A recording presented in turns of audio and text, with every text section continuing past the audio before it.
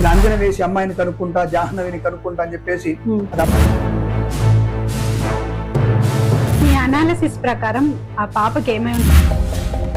భూ పతనం అయినట్టు తెలుస్తుంది. అంటే గోతులోనే పడిపోయినట్టుగా నాకు అటువంటి ముగ్గులు లాంటివి ఏమి కనిపించాలి మనకి. డ్రోన్ కెమెరాతో తీసేవాళ్ళు కాబట్టి ఇక్కడ ముగ్గులు కానీ రక్తం చేసేవారు. కానీ పోలీస్ వ్యవస్థని, సిబిఐ వ్యవస్థని, ఫారెస్ట్ డిపార్ట్మెంట్ వాళ్ళని అడగాల్సిన ప్రశ్న ఏంటంటే. అందరికీ నమస్తే అండి, welcome back to my channel. మనతో పాటు అయితే కనుక బ్రహ్మశ్రీ చేబిఎం కిరణ్ శర్మ గారు అయితే ఉన్నారు, ప్రముఖ ఆధ్యాత్మికవేత్త మరియు ప్రముఖ ఆస్ట్రాలజీ. సో మనమైతే కొన్ని విషయాలు అయితే అడిగి తెలుసుకునే ప్రయత్నం అయితే చేద్దాము. గురుగారు నమస్తే. గురుగారు నమస్తే అమ్మా. ఇప్పుడు రీసెంట్ గా పాప తప్పిపోయింది తుండిలో. ఈ రోజుకి 14 రోజులు అయినా కూడా పాప ఆచూకీ లభించలేదు. ఇలా అంజనం వేస్తాము మేము, పాప ఎక్కడున్నా కనిపెడతాం అనేసి కూడా మధ్యలో కొంతమంది వచ్చారు. నిజంగా అలా అంజనం వేసి కనిపెట్టచ్చా? మరి ఇంతమంది పోలీసులు వెతుకుతున్నారు అయినా కనిపించలేదు. ఇప్పుడు ఇక్కడ నేను అడగాల్సింది వ్యవస్థని, ఈ వ్యవస్థను అడగాలి నేను. అంటే పోలీస్ వ్యవస్థని, సిబిఐ వ్యవస్థని, ఫారెస్ట్ డిపార్ట్మెంట్ వాళ్ళని అడగాల్సిన ప్రశ్న నేను నిజంగా. ఒక చిన్న 4 ఏళ్ల అమ్మాయి, 3 ఏళ్ల అమ్మాయి తప్పిపోతే పట్టుకోలేనటువంటి స్థాయి ఈ అడవి ఫారెస్ట్ ఆఫీసర్ ఎంత శిక్షణ ఉంటుంది, కఠిన శిక్షణ ఉంటుంది. పోనీ మీరే అంటున్నారు అనకొండ లేవన్నారు, పులులు సింహాలు లేవని మీరే చెప్పారు. ఇవాళ డిక్లేర్డ్ సర్టిఫికేట్ ఫారెస్ట్ ఆఫీసర్ గా ఎఫ్ఓ గారు ఇచ్చారు డైరెక్ట్ గా. తర్వాత పోలీస్ వ్యవస్థ ఇంతమంది 500 మంది 14 తిరుగుతుంటే కనిపెట్టలేని టీం కి వచ్చేసారంటే ఎంత మనకి ఆలోచించేయండి. సరే అమ్మాయి గోతులో పడిపోయిందా? ఏదైనా గోతులు ఉంటాయి కదా, అందులో వర్షాలు కూడా వచ్చేసి అకస్మాత్తుగా వర్షాలు పడ్డాయి. 2 ఆ ప్రాంతాల్లో పడ్డాయి, మనకు తెలియదు. మనకి పడినాయి, అవును, 2 వర్షాలు పడ్డాయి. ఆ వర్షాలు ఏదైనా గుంతలు ఉంటాయి కదా, అంటే ఏదైనా గోతులు లాంటివి ఉండి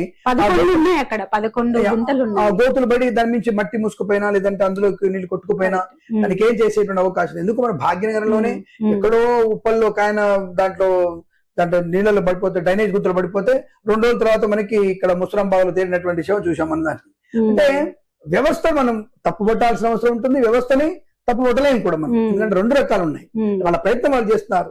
సో అంటే ఇంతకంటే దౌర్భాగ్యం, ఆ తల్లి కడుపు కోతకి ఇంతకంటే దౌర్భాగ్యం ఉండదు. వచ్చే అవకాశం ఉందంటే భగవంతుని దండం పెట్టుకోవడమే. ఆ రోజు ప్రశ్న వేసుకున్నప్పుడు, అంటే మాకు ఒక జాతకంలో ఈ రోజు ప్రశ్న మీరు చేసుకున్నప్పుడు అది అమ్మాయికి ఎక్కడో ప్రమాదంలో ఉన్నట్టుగానే మనకి తెలిసిందన్న విషయం చెప్పాను నేను.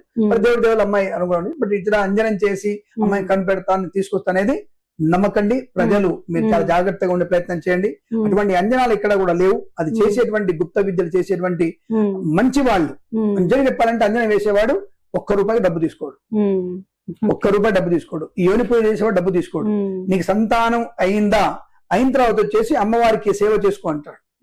అమ్మవారికి సేవ చేసుకో తప్ప 2 తులాల గొలుసు ఇచ్చి అమ్మవారికి, 3 తులాల గొలుసు అమ్మవారికి అనడు. నువ్వు 40 రోజులు అమ్మవారి దీక్ష తీసుకొని అమ్మవారి సేవ చేయి. గుళ్ళో సేవ చేయడం, వంట వండడం, నైవేద్యం పెట్టడం, నీకు పిల్లలు పూర్తి చేయమని చెప్తారు. నిజమైనటువంటి అంజనం చేసుకున్న విద్యలు కానీ, ఈ యొక్క యోని పూజ చేసిన వాళ్ళు కానీ అలా తప్ప ఇలా అంజనం వేసి అమ్మాయిని కనుక్కుంటా జాహ్నవిని కనుక్కుంటా అని చెప్పేసి అది అబద్ధం.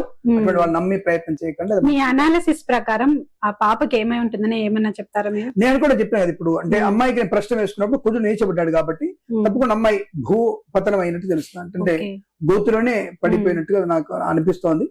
మృగాలయం తిన్నట్టు ఏం కనిపించట్లేదు. రెండవది, ఆ మధ్య కాలంలో కొంతమంది టీవీ ఛానల్ వాళ్ళు అడిగారు, ఎవరైనా ఈ చేతబళ్ళకి చేసేటువంటి వ్యక్తులు కూడా అంటే అటువంటి ముగ్గులు లాంటివి ఏమి కనిపించాలి మనకి. డ్రోన్ కెమెరాతో చూసేవాళ్ళు కాబట్టి అక్కడ ముగ్గులు కానీ రక్తం చేసేవారు. కానీ నిజంగా చెప్పాలంటే ఇప్పటికీ ఆ ఒరిస్సా బార్డర్లలో, అటువైపు బార్డర్లో తప్పకుండా ఇటువంటి చేతబడులు చేయాలనేటువంటి చేతబడులు కూడా లేవు.